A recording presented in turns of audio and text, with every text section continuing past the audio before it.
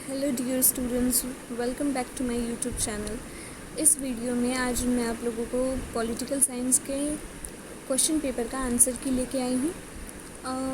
अगर बात की जाए पॉलिटिकल साइंस का क्वेश्चन पेपर की, तो ओवरऑल पेपर जो था इजी टू मॉडरेट के लेवल का था, क्योंकि मोस्ट ऑफ द क्वेश्चन काफ़ी डायरेक्ट थे, सिंपल थे। बस कुछ क्वेश्चन, एक दो क्वेश्चन ऐसे थे जो थोड़े कॉन्सेप्चुअल थे, अंडरस्टैंडिंग बेस्ड थे, लेकिन ओवरऑल पेपर इजी था। आपका पेपर कैसा गया कमेंट में डेफिनेटली मुझे बताइएगा। तो चलिए शुरू करते हैं डिस्कशन अपना। सबसे पहले हम ट्रू MCQs स्टार्ट करेंगे। Which of the following is a distinctive feature of federal state. Federal state का क्या फीचर होता है? Concentration of power? नहीं, ये ऑप्शन ये तो यूनिटरी स्टेट में देखने को मिलता है। Devolution of powers to the other level of government? ये भी नहीं होगा, क्योंकि इसमें क्या होता है, सेंटर जो है वो स्टेट को पावर दे देती है टेम्पररी टाइम के लिए। Delegation of power to other levels of government, मतलब कि सेंटर जो है वो स्टेट्स को पावर दे देती है या लोकल गवर्नमेंट्स को, लेकिन बाद में वो पावर्स को वापस भी ले सकती है। तो ऐसा तो यूनिटरी स्टेट में होता है, इसलिए option C is correct, incorrect sorry. Option D will be correct, क्योंकि यहाँ पे बोला गया है डिवीजन ऑफ पावर, और फेडरल स्टेट में यही होता है, पावर्स डिवाइडेड होती हैं। Hence option C will be correct. Constitution of India is long and comprehensive. Okay, in terms of constitutional design, the Constitution of India can best be described as, India का constitution कैसा है? Partly rigid and partly flexible. Hence option B will be correct here. Assertion reason based का question है. If President of America veto legislation, it is extremely difficult for Congress to override the veto without the support of both the parties.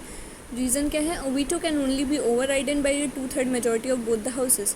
Assertion में बोला गया है कि अगर president किसी bill को, किसी लॉ को अपने वीटो पावर का यूज़ करके ओवर राइड कर देता है, उसको रोक देता है किसी बिल या लॉ को। वीटो पावर कितने टाइप्स के होते हैं आपको कमेंट में बताना है।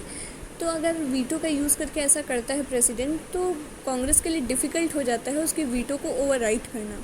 तो उसके लिए कांग्रेस क्या करती है, रीज़न दिया है कि veto can only be overridden, veto power को बस ओवर राइड किया जा सकता है, हटाया जा सकता है 2/3 majority of both the houses, जब दोनों हाउसेस का 2/3 मेजॉरिटी ऑफ वोट मिल जाए। वीटो पावर बेसिकली क्या होता है, जब कोई लॉ बनाते टाइम अगर प्रेसिडेंट के पास गया कि प्रेसिडेंट को एक्सेप्ट लॉ पे अपना सिग्नेचर करना है, तो प्रेसिडेंट को अगर वो लॉ नहीं पसंद आए तो या तो वो रिकन्सिडरेशन के लिए वापस भेज देता है, जिसे सस्पेंसरी वीटो कहते हैं, या उस बिल को वो होल्ड करके रख लेता है, क्योंकि कोई टाइम लिमिट फिक्स नहीं होती कि उसको कब साइन करके देना है। इंडिया में अगर बात करें तो उस पावर को पॉकेट वीटो कहते हैं। और वीटो को अगर प्रेसिडेंट ने रिकन्सिडरेशन के लिए कोई बिल भेज दिया, तो फिर अगर लोकसभा ने उसको या दोनों हाउसेस ने उसको 2/3 मेजॉरिटी वोट दे के वापस से पास कर दिया, तो प्रेसिडेंट को उस पर अपना सिग्नेचर देना ही पड़ेगा, नो मैटर उसका मन हो या ना हो एसेंट देने का। इसलिए option A will be correct. Both assertion reason दोनों सही हैं, और रीज़न भी करेक्टली एक्सप्लेन कर रहा है असर्शन को। फिर next question, in a country with a bi party system political power tend to alternate between two political party. जिस कंट्री में बाई पार्टी सिस्टम होता है, उसमें पॉलिटिकल पावर दो ही पॉलिटिकल पार्टीज़ के पास जाती रहती हैं। कभी पहली वाली पॉलिटिकल पार्टी पावर में आएगी, तो कभी पॉलिटिकल पार्टी दूसरी वाली पावर में आएगी। तो इसलिए assertion is true. Only two political party exist in such countries. No, this is false. Bi party system नाम भले ही है, लेकिन यहाँ पे इसका मतलब ये नहीं है कि और कोई पॉलिटिकल पार्टी एग्जिस्ट ही नहीं करेगी। छोटी छोटी और पार्टीज़ होती हैं, लेकिन बाई पार्टी में 2 डोमिनेंट पार्टीज़ होती हैं। तो इसीलिए रीज़न हमारा इनकरेक्ट है। Hence option C will be correct here. Assertion is true and reason is false. अब parliamentary system is so called, parliamentary system को पार्लियामेंट्री सिस्टम क्यों कहते हैं? क्योंकि वहाँ पे रियल एग्जीक्यूटिव वाली जो पावर होती है वो पार्लियामेंट के पास होती है या लेजिस्लेचर के पास होती है। ये एक्सपेक्टेड आंसर है, आपको पार्लियामेंट या लेजिस्लेचर लिखना था यहाँ पे।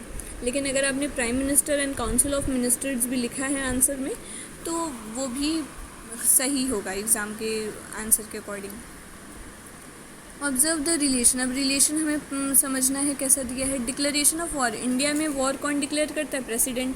तो अमेरिका में वॉर कौन डिक्लेयर करता है?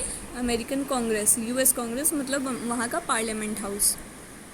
Constitution that can be amended through a process that is identical or similar to the process of enacting law is flexible constitution. जहाँ पे ऑर्डिनरी लॉ कॉन्स्टिट्यूशनल लॉ दोनों सेम तरीके से पास हो जाए उसको फ्लेक्सिबल कॉन्स्टिट्यूशन कहते हैं. अंडर आर्टिकल 356 किस लिए आता है? स्टेट इमरजेंसी के लिए. और स्टेट इमरजेंसी में क्या होता है? उस स्टेट में प्रेसिडेंट रूल लग जाता है. लोकल सेल्फ गवर्नमेंट कॉन्स्टिट्यूशन में हमारे मेंशन है 73rd अमेंडमेंट के थ्रू, 74th अमेंडमेंट के थ्रू, इसलिए ऑप्शन ट्रू होगा यहाँ पे answer. All provision given in constitution of India can be amended by same procedure. No, false. क्योंकि अलग अलग प्रोसीजर होते हैं. कोई रिजिड मेथड से अमेंड किया जाता है कोई प्रोविज़न, कोई फ्लेक्सिबल मेथड से, इसलिए this option will not be correct. The constitution of America give equal representation to all 50 states. Yes, true. क्योंकि सबको वहाँ पे इक्वल रिप्रेजेंटेशन होता है सीनेट में. सबको 2-2 सीट, 50 स्टेट होते हैं सब, और सबका सीनेट में 2 सीट्स अलाउड किया जाता है. The right to education article 21 is example of DPSP given in justiciable status fundamental right through amendment to constitution. अब ये स्टेटमेंट आप लोगों ने क्या लगाया है कमेंट में बताइएगा, ट्रू किया है या फॉल्स. ये थोड़ा सा कन्फ्यूजिंग था, लेकिन ये काफ़ी सिंपल है अगर समझ में आ जाए तो. राइट टू एजुकेशन यहाँ पे बोला गया है कि डायरेक्टिव प्रिंसिपल का भी पार्ट है, तो उससे इंस्पायर होकर इसको फंडामेंटल राइट में इंक्लूड किया गया आर्टिकल 21A के थ्रू, 86th अमेंडमेंट के थ्रू. लेकिन ये जो राइट टू एजुकेशन है इस यहाँ पे लिखा गया है कि उसको जस्टिसिएबल बना दिया गया. मतलब पूरी तरीके से उस डायरेक्टिव प्रिंसिपल को हमने फंडामेंटल राइट में ही कन्वर्ट कर दिया, तो ऐसा नहीं है, इसलिए फॉल्स है. पूरी तरीके से कन्वर्ट नहीं किया गया है, डायरेक्टिव प्रिंसिपल से इंस्पायर होकर फंडामेंटल राइट में इसे इंक्लूड किया गया है. In this voting system the candidate with maximum vote in constituency. अब आपको अगर 50% एब्सोल्यूट मेजॉरिटी ऑफ वोट नहीं मिला है, तब भी आपको हाईएस्ट वोट पाने की वजह से आप यहाँ पे इलेक्ट कर लिए जाओगे. तो ऐसे सिस्टम, वोटिंग सिस्टम को first past the post system कहते हैं. इसका आंसर ये होगा. या फिर आप रिलेटिव वोट विक्ट्री सिस्टम भी लिखे हैं तो वो भी सही माना जाएगा. The period of the time that Rajya Sabha can delay money bill को कब तक डिले कर सकते हैं? 14 days. A state that is free to run its own internal affair and is independent of external control. ऐसे स्टेट को सॉवरन स्टेट कहते हैं. The constitutional doctrine which hold the action of supreme court.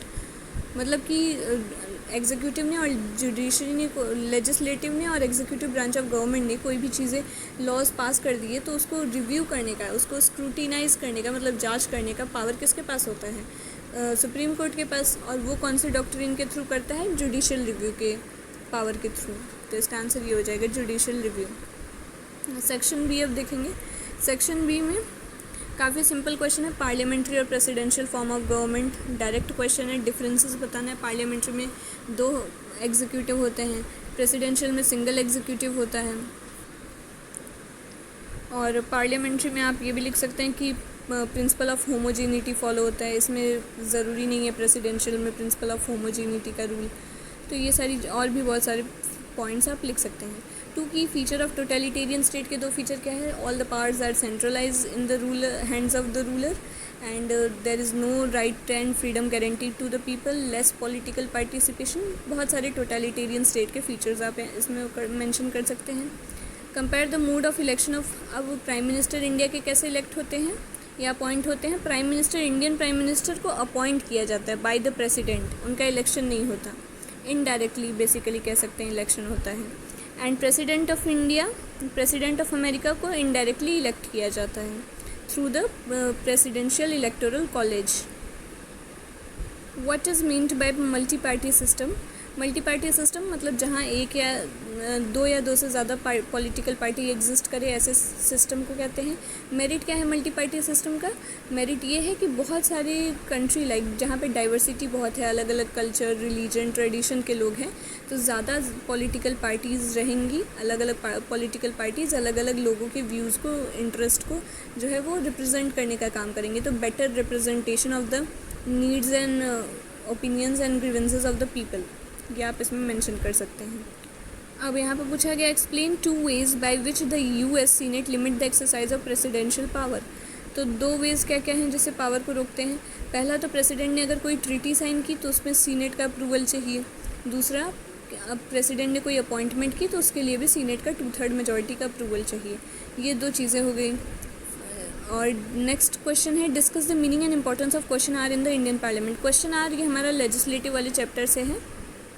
Question are मतलब कि जब parliamentary session शुरुआत होता है, पार्लियामेंट्री सिटिंग, लोकसभा की जब मीटिंग वगैरह राज्यसभा की डेली शुरू होती है, तो पहले घंटे में, स्टार्टिंग के फर्स्ट आवर में डिस्कशन होता है। उसमें क्या है, एमपीज़ जो है एग्जीक्यूटिव से क्वेश्चन पूछते हैं, और जिसका इम्पोर्टेंस क्या होता है कि रिस्पॉन्सिबिलिटी, अकाउंटेबिलिटी दिखती है मिनिस्टर्स की, लोगों को, पब्लिक को इन्फॉर्मेशन मिलता है कि क्या गवर्नमेंट एक्टिविटीज़ हो रही हैं, और डेमोक्रेसी में ये सारी चीज़ें ज़रूरी है। राइट टू इन्फॉर्मेशन जो है वो, उसका इम्प्लीमेंटेशन भी देखने को मिलता है।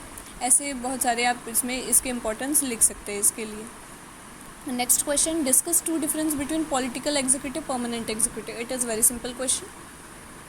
Compare the relative position of Indian supreme court और अमेरिकन सुप्रीम कोर्ट का क्या रिलेटिव पोजीशन, मतलब क्या कंपैरिजन करेंगे अगर कॉन्स्टिट्यूशन के हिसाब से। तो जुडिशियल रिव्यू की पावर जो इंडिया में है वो किस पे बेस्ड है, प्रोसीजर इस्टेब्लिश बाय लॉ, जो कि थोड़ा नैरो स्कोप में है, क्योंकि सिर्फ 1 टेस्ट कंडक्ट किया जा सकता है इंडिया में, किया जाता है। सुप्रीम कोर्ट ऑफ इंडिया में जुडिशियल रिव्यू किस पे बेस्ड है, ड्यू प्रोसेस ऑफ लॉ, जिसके थ्रू डुअल टेस्ट किया जाता है to check the constitutional validity of the laws passed by the executive and legislature. इसलिए वो काफ़ी ज़्यादा अच्छा होता है, उसका वाइडर स्कोप होता है, कि ये पॉइंट आप लिख सकते थे।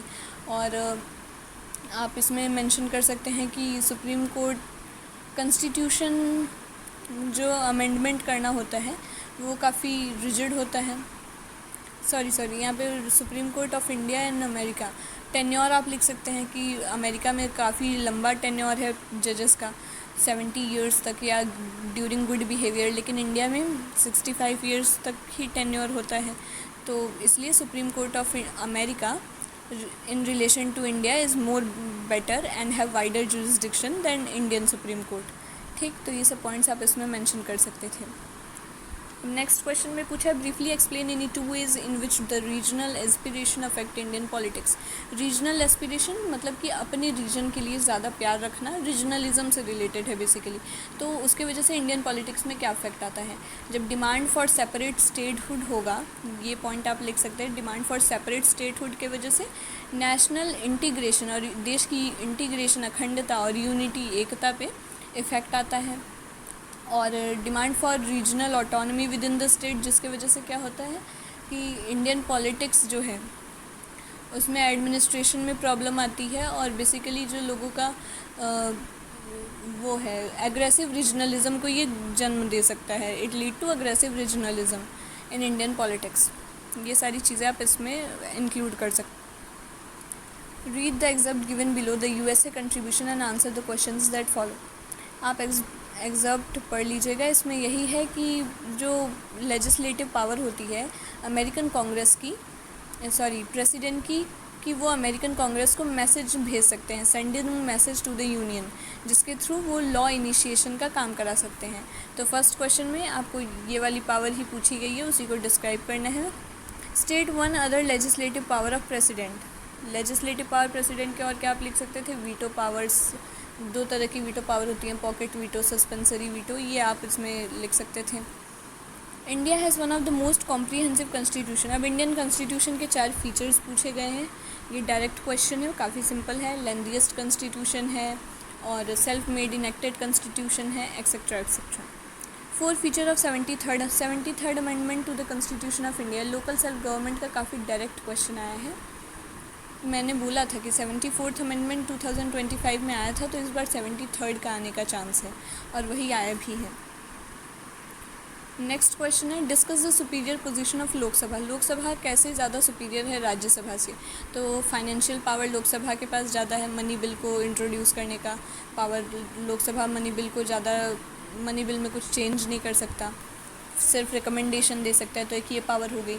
लोकसभा का कंट्रोल होता है एग्जीक्यूटिव पे, कंट्रोल ओवर द एग्जीक्यूटिव, और लोकसभा नो कॉन्फिडेंस मोशन का यूज़ कर सकता है एग्जीक्यूटिव को चेक करने के लिए, लेकिन Rajya Sabha no confidence motion pass नहीं कर सकता, तो limited control over the executive होता है राज्यसभा का। और आप इसमें लिख सकते थे कि जॉइंट सीटिंग में लोकसभा का की फेवर में डिसीजन जाता है, क्योंकि लोकसभा का न्यूमेरिकल स्ट्रेंथ ज़्यादा है, वेरस राज्यसभा के फेवर में नहीं जाता क्योंकि उसका स्ट्रेंथ कम है और वो पॉपुलर हाउस भी नहीं है। यही सब पॉइंट्स आप इसमें डाल सकते हैं। Explain any 4 Gandhian principles included in DPSP। 4 Gandhian principle. तो गांधी प्रिंसिपल में क्या था, गांधी जी की आइडियोलॉजी पे बेस था कि पंचायत बननी चाहिए, जिससे लोकल सेल्फ गवर्नमेंट को भी रिप्रेजेंटेशन मिले, लोकल गवर्नमेंट जो है वो भी मेन स्ट्रीम में, लोकल एरिया जो है पॉलिटिक्स के मेन स्ट्रीम में आ सके। पहला ये पॉइंट आप लिख सकते थे। Cottage industry, small scale industry को डेवलप करना, बनाना। और प्रोहिबिशन ऑफ ड्रग्स, मतलब शराब या नशीली चीज़ों को प्रोहिबिट करना। और वीकर सेक्शंस ऑफ सोसाइटी के इंटरेस्ट को प्रोटेक्ट करना, जो सोसाइटी में वीकर सेक्शन से बिलोंग करते हैं उनके इंटरेस्ट को, उनके राइट्स को प्रोटेक्ट करना, एजुकेशन उनको देना। तो ये सारे 4 गांधीयन प्रिंसिपल्स हो गए, इनको आपको डिटेल में मेंशन करना था। अगर आप ये एग्जर्प्ट पढ़ें तो ये ऑब्जेक्टिव रिजोल्यूशन लिखा गया है जो कि जवाहरलाल नेहरू ने पास किया था। ऑब्जेक्टिव रिजोल्यूशन ही बाद में हमारा प्रियम्बल बन गया था, राइट। प्रियम्बल क्या है, introductory part of the constitution. तो इससे बेस्ड क्वेश्चन आया, क्वेश्चन को हम एक बार। तो सबसे पहला क्वेश्चन है, aspect of objective resolution appear in many parts of constitution of India such as in fundamental right and directive principles, where do they appear as a brief summary. तो objective resolution के जो भी aspects है, जो भी बातें उसमें लिखी गई हैं, वो इन शॉर्ट फंडामेंटल राइट्स में भी देखने को मिलती हैं, जैसे राइट टू फ्रीडम में हो गया, इक्वालिटी बिफोर लॉ वाले राइट्स में हो गया, और डायरेक्टिव प्रिंसिपल्स में भी जो जस्टिस से रिलेटेड टॉपिक है, सोशियो इकोनॉमिक पॉलिटिकल जस्टिस, वो डायरेक्टिव प्रिंसिपल्स में ऑब्जेक्टिव रिजोल्यूशन का देखने को मिलता है। लेकिन where do they appear as a brief summary. Brief summary मतलब इन शॉर्ट में अगर बात करें एक जगह पे शॉर्ट में, वो सारी चीज़ें कहाँ पे देखने को मिलती है, कॉन्स्टिट्यूशन के किस एरियाज़ में। तो प्रियम्बल लिख सकते हैं, लेकिन यहाँ पे पूछा गया है फंडामेंटल राइट और DPSP के कंटेक्स्ट में, तो आप लिख दीजिएगा कि किन राइट में ऑब्जेक्टिव रिजोल्यूशन के क्या क्या फीचर्स हैं, जैसे right to freedom of expression of thought, liberty जो भी है, जितनी भी fundamental rights, right to freedom में ये सारी राइट्स ऑब्जेक्टिव रिजोल्यूशन के कुछ राइट्स देखने को मिलते हैं। इक्वालिटी बिफोर लॉ में इक्वालिटी है, सबको हर तरीके की समानता है और सब साथ में मिलकर रहेंगे, कोई डिस्क्रिमिनेशन नहीं होगा। तो ये सारे फीचर ऑब्जेक्टिव रिजोल्यूशन के हो गए। और डायरेक्टिव प्रिंसिपल में लिबर्टी वाला जो पॉइंट है, इक्वालिटी की और जस्टिस देखने को मिलता है कि equal pay for equal work होना चाहिए, सबको इकोनॉमिक जस्टिस मिलना चाहिए, सोशल जस्टिस मिलना चाहिए। तो ये वाला ऑब्जेक्टिव रिजोल्यूशन का जो पॉइंट होता है वो डायरेक्टिव प्रिंसिपल के सोशलिस्टिक प्रिंसिपल वाले कैटेगरी में पाया जाता है। तो इसका आंसर ये हो जाएगा। What word word added to this summary. 42nd amendment के थ्रू क्या वर्ड्स ऐड किए गए थे इसमें। तो 42nd अमेंडमेंट के थ्रू 3 वर्ड्स ऐड किए गए थे, socialist, secular and integrity.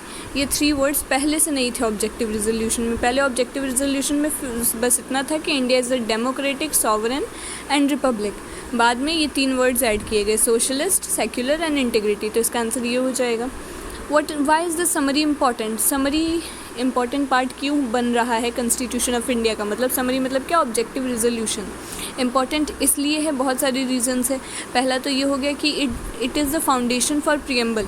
Preamble इसी से बना है, ऑब्जेक्टिव रिजोल्यूशन को ही मॉडिफाई करके, और इन शॉर्ट में एक प्रियम्बल बनाया गया है कॉन्स्टिट्यूशन का, जो कि सोल ऑफ कॉन्स्टिट्यूशन है। और फिर आप लिख सकते हैं कि philosophical foundation of constitution of India को दिखाता है।